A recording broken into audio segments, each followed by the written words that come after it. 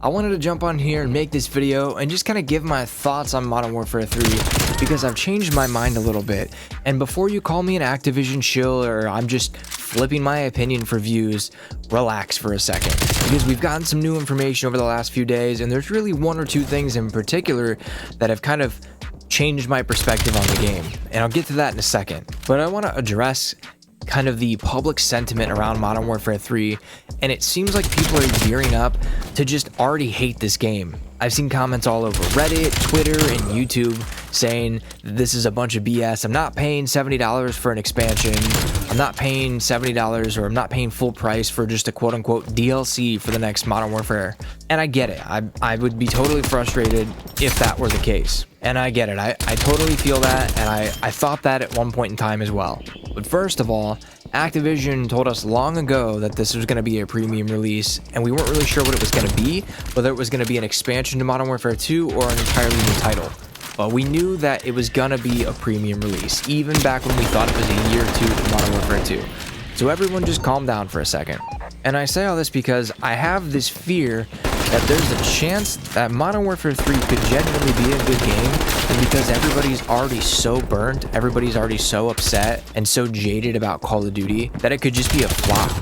Which is fine because Call of Duty kind of deserves it, but I don't want to see Call of Duty die because there really is no other game like it. When Call of Duty is good, there's just no other game that competes with it, especially as a person that grew up on it. And that's why you've seen people, no matter how bad the game gets, they always pre-order, they always buy it, they always play it, they always spend money in the game. And it's because they grew up on it, or they have this attachment to it. And Call of Duty over the last few years is kind of taken that for granted to the point where people are just jaded now. And I'm worried that if in some way, shape, or form Modern Warfare 3 or even Treyarch, gives us a really good game, that, it's too late. Call of Duty fans are already too upset. Now, the thing that I want to talk about and what really changed my mind is listening to a couple people that actually got to go play the game early.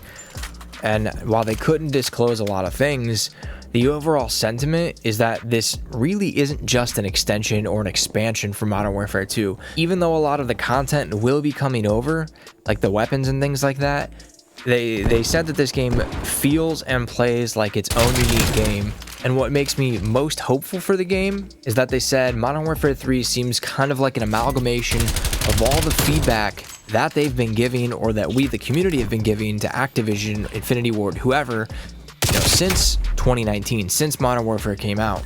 Now, I'm not saying to pre-order, I'm not saying to buy the game no matter what, I'm not saying that you should just hand over your hard-earned money for a game that we haven't even seen yet. But what I am saying is, have an open mind, think critically, don't pre-order the game until you see gameplay, until you try the beta, until the game launches, but give it a chance. You have to be open-minded. You can't just be so closed-minded. You can't just be so jaded.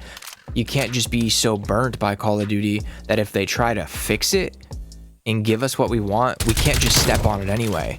Because if you're the type of person that wants the game to genuinely be good, like I do, it's sad to see what's happened, but I want the game to return to form. I want the game to be good. We have to be open-minded, and we have to be willing to give it a chance. We have to be willing to let them try new things. If they're gonna right the wrongs that they've done over the last 3 to 4 years, then we gotta support it if it's what we want. The problem that Call of Duty has suffered through is that even when the game is bad, people still buy and support the game. Now, even though from a content and gameplay perspective, this game could be an absolute banger, they could smash it out of the park, we still have, a list of other things to worry about, like skill-based matchmaking. Is there going to be real progression? And those are all completely fair concerns, and they're concerns that I have. If you want to check out my video on how Activision uses shady practices to influence you to spend your money, check out the video that just popped up on screen.